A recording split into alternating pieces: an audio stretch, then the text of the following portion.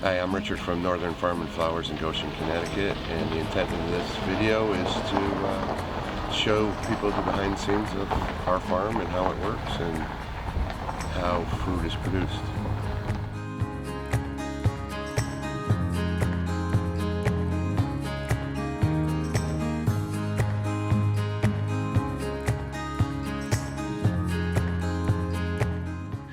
We do two things in here. So we have a breeder group of hens and a few premium roosters that we collect their eggs. Every week we have 5 incubators, so we incubate every week. And those are for egg layers, just starting our 9th generation downstream of purebred. So the eggs go in, 21 days later they hatch. And then, so this is what we call a grow out pen. So chicks as early as today, and then we keep them in there until they get feathered out. It's about 2 weeks. And then from there, they go to another barn, which we'll take a look at. And then eventually at 16 to 20 weeks, they'll start to lay eggs. And then also in here for our season, for meat birds, our biggest enterprise here is chicken meat. So we raise pasture-raised, non-GMO fed, commercial birds, but they're on pasture. So every other Monday, we get 475 birds, 13 times for the season. We get them the day that they're hatched. In 56 days, they're ready to process. They're a fast-growing bird. So eggs, we started originally with Barred Rock, Rhode Island Red, Buff Orpington, Delaware, Longhorns, and we started to crossbreed. Okay. So those are all dominantly heavy layers. Right. We want birds that lay 300 eggs a year.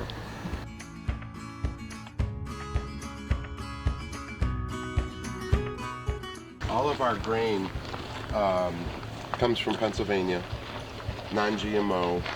They grind to our specifications, so we have a nutritionist at Fertrell, which is a mineral company that we work with. As the season progresses, as the age of our layers increases, I'm in fairly constant communication with him, and so he can tweak our formula, and then he lets our grain mill know, so they then tweak it for our specifications, which is so much different than going to Tractor Supply buying a bag of grain. Yeah, my chickens love you, right? Yeah, which you don't know what it's in there, you know. And there's no filler in any of ours. So filler's is a tough one with commercial grain. So what happens is the birds gorge themselves. 10 minutes later, they gorge themselves. And in doing that, just like humans, if you do that enough time, you're gonna put on too much weight, which is not healthy for the birds, obviously. And from an egg production standpoint, it's really not healthy, because if they get fat, they stop or they significantly slow down. So those are 3.5-week-old Cornish cross meat birds.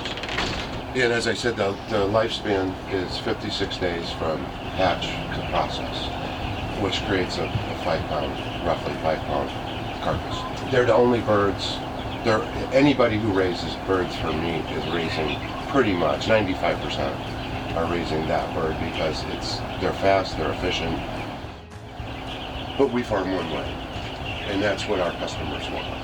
You know, they want non-GMO feed. We have 31 customers right now that can eat our chicken, but if they eat a store-bought chicken, most of them get some kind of irritation in their stomach. We have one lady who claims that it's an immediate trip to the hospital between the antibiotics and the grain. That's huge.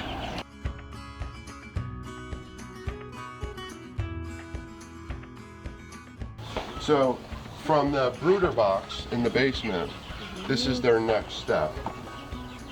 So we keep them in here. We don't necessarily want them out on a run. We want them to harden up with temperatures, and we also want them to learn to adapt with other chickens. So these are males and females at this point. They'll stay here for about a month, and then they move up to this one so they can transition outside, so that one's got a cover on it. But what we want them to do is be mindful of aerial predators. What I really want to see is when a hawk flies over, I want everybody to shoot up those 2 ladders and go inside. And if they're together with different age groupings, the young ones follow the old ones. And that's critical to their survival and obviously for our predation problems. So it's just kind of an evolution. When they get to this point, they'll stay in here until they're 16 weeks. We constantly are turning our egg layers over to continually roll down. So we want them from the day they lay eggs to about 15 months. And we want to sell them off before they go into a molt. We have zero problem selling hens that are 15 months old because they still have a good life of laying ahead of them. But for us, from a production standpoint, there's a bell curve.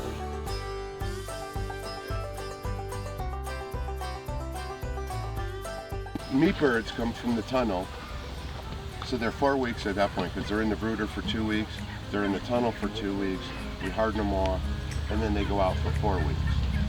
So these structures here, it's a tricky scenario because you've got to build it light enough that it's movable with one person, but sturdy enough that it can withstand tension. Right. So those are basically 1x2s screwed together with wheels in the back, 2 kickstands in the front, so the birds can go, there's no front or back door, they just go in and out wherever they want. And then we run a net, like over here you can see them, we run an electric net, we don't energize it per se, but the electric net holds them in. And then every day, whoever grabs that structure pulls it ahead 16 feet and they're on new grass. So we're constantly leaving, and that's a huge parasite reliever there, especially with meat birds. They eat a lot, so they're going to produce a lot of manure, and the quicker you can get them off. There's people that I know that actually move their structures twice a day just to get them off that manure load, and that makes a huge difference on parasite pressure. So our ideal is 3.5 to 4.5 pounds. As a general rule, we do it in 7.5 weeks. Other big things with predators are when we set up our animals in here, the dogs can go all the way around every structure. So if there is something that comes in and those dogs are over there, they'll sense it, smell it, or hear it, and they'll come flying. They'll push out whatever. They'll either push it out or kill whatever's in there.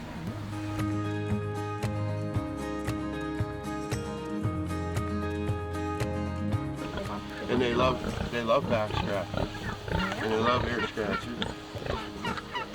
What breed? These are mostly Berkshire with some Duroc in them. These have farrowed twice for us, and they're going on their 3rd. But, so they'll have usually 6 or 7, 8.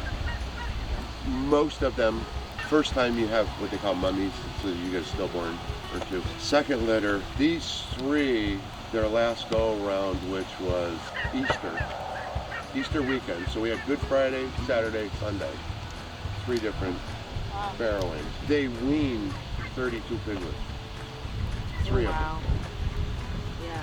But there's a big difference between that and commercial, those pigs aren't stressed. There's always this fear of, I'm afraid to have pigs. They are a simple animal to raise, especially if you're bringing in a feeder and you're processing it in the farm. They are very simple. They're hardy. They're almost bulletproof. Hardy. This is what you get right here.